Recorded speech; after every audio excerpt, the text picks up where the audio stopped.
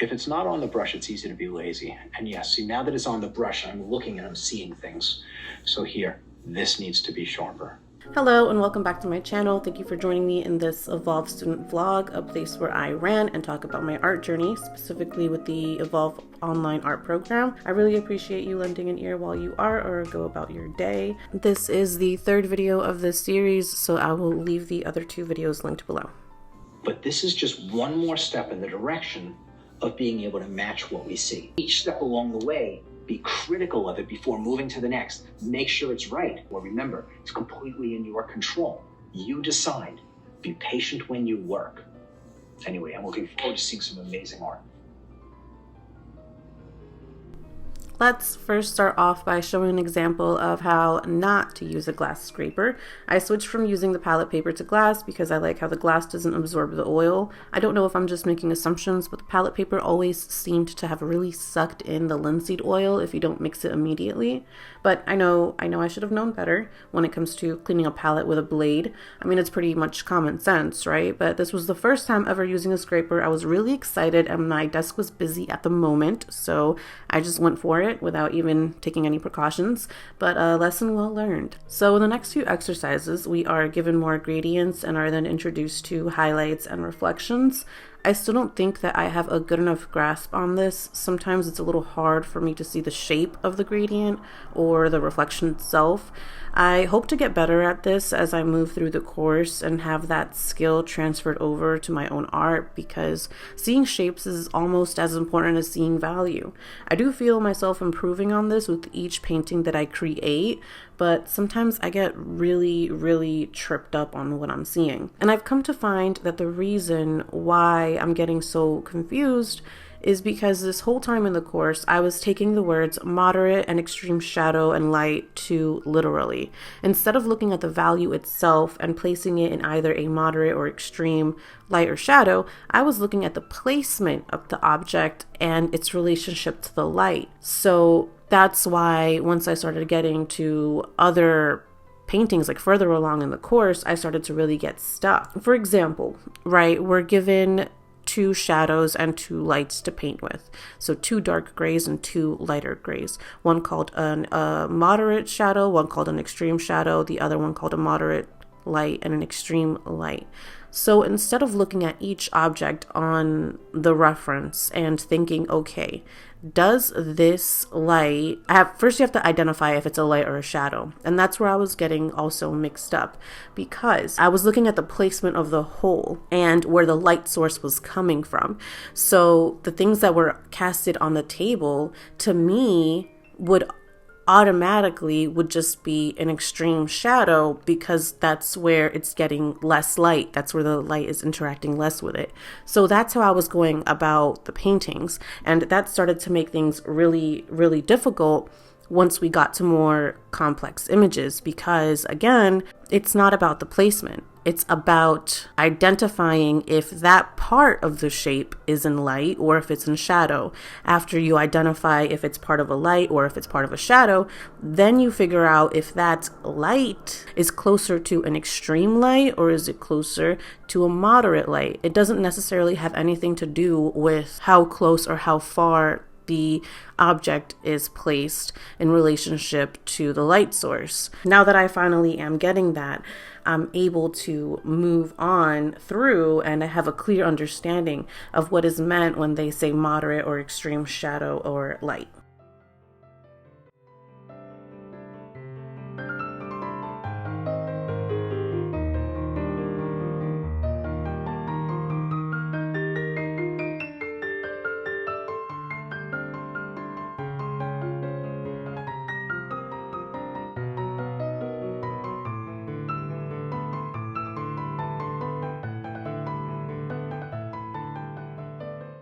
So here's an example of when I finally started to figure out that moderate and extreme shadow and light had nothing to do with the relationship of the light. Okay, so the issue I'm having here is that I really feel like this is an extreme shadow and that everything else up here is a moderate shadow with an admixture, to kind of separate it. But the problem that I'm having is that if this is gonna all be, well, most of it is gonna be moderate light. Well, no, this would be extreme light. See, what I was having trouble with is worrying that I'm going to lose my lines if I fill it all in. But now that I'm thinking about it, if I'm doing extreme light, I should be able to just taper off of that and figure out where I'm going to be adding my admixture. So, yeah. Never mind. I think I got this. I think I can do this. So after this specific painting is when I finally started figuring out that I'm not supposed to be looking at how the object relates to the light source.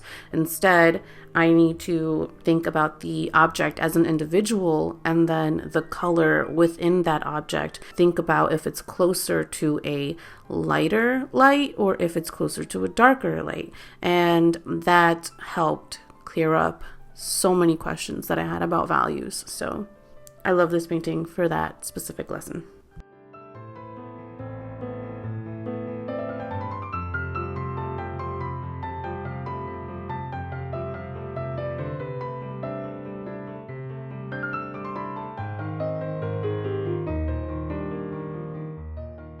So in my last video, I was about halfway done with block 1, but was feeling a little discouraged by the flavorless feedback. I'm just gonna say that. So I brought this up in my study group, this concern that I had. I figured I should bring it up and talk openly about my feelings with my peers just to compare what other people who are further along in the program are experiencing themselves. I tend to be pretty dramatic and I overthink a lot of things, so this was definitely good for me. And they did agree that, yes, in the beginning stages, there's only so much feedback that the instructors will give, because one theory is they don't want to scare away or discourage anyone from continuing or to give up on painting, which, looking back at it now, makes a lot of sense. You know, if a lot of people who are starting are complete beginners, you don't want to scare someone away who isn't familiar with, I guess, art or creating. You don't want to scare them away by giving them almost too much to fix or too much to work on. And the other reason could be because we are only focusing on gradients, edges, and values. So there really isn't much else to talk about outside of that. Then they continued with sharing their experiences and how feedbacks get more detailed and can get more intense as you move on, which was really nice to hear. And again, I know I've said this before, but as I progress through the course, one of the main things that I love about Evolve is the community. The students are more than willing to open up and share their experiences with anyone who asks, and also share resources for other things that have brought value to their art or other things that our instructors shared with us in the past that if you're new, you might not be aware of. So Kevin does live paintings on YouTube as well, and I definitely recommend to check that out. You learn so much from watching those live paintings alone, because you can ask any questions that come up and he gladly answers them. And I think it's so amazing that not only the instructor, but the students themselves, they want people to learn. They want people to get comfortable. And right as I was talking with my study group about how I wasn't getting, any feedback and it was starting to feel a little too generic, I kid you not, one of my peers told me that my cat on the cube had made it on the wall. So what is the wall? The wall is basically like an honorable mentions on our homework page or good examples of the exercises that we are given. So I was super, super excited and really happy that one of my paintings had made it on the wall. Although they tell us the wall shouldn't be a goal of ours, that we shouldn't strive to be put on the wall. We should just focus on our own paintings and focus on getting better. I wasn't expecting it at all, but I was very happy that that happened. And then to put my skills to the test, I decided to test out what I've learned so far to a grayscale portrait. And I was so happy with the way that the painting came out. I think what I've learned these past 2 weeks is the importance of fully understanding values and their relationships to each other and edges, and at least for not right now, the light source itself. Before I started Evolve, I felt like I had a pretty decent knowledge on the subject from all of my own research, But now I know that I have a clear understanding of this skill. And what makes me most excited is comparing how long it took me on my own to get a good feel of what values and edges are versus how long it took me to polish up that skill with this program. Now, you can say it's because I already had, not that I knew what I was doing, because if I knew what I was doing, I obviously wouldn't have enrolled for the program, but I already had like a familiar sense. I want to be clear that I joined this program because I feel personally that I've gone as far as I can through self-teaching. I think I'm at the point where now I need feedback, because if I don't get that feedback, then yes, I can absolutely 100% improve my artwork over X amount of years by just continuously practicing and doing it again and again and again and again until I figure out what I'm doing wrong and fix the issue. But if I had feedback, it would help further along my progress, because I think it is helpful to have some sort of mentor or even a buddy that you guys might have either similar skills or similar experience that you could help each other out with figuring out what's missing in your painting.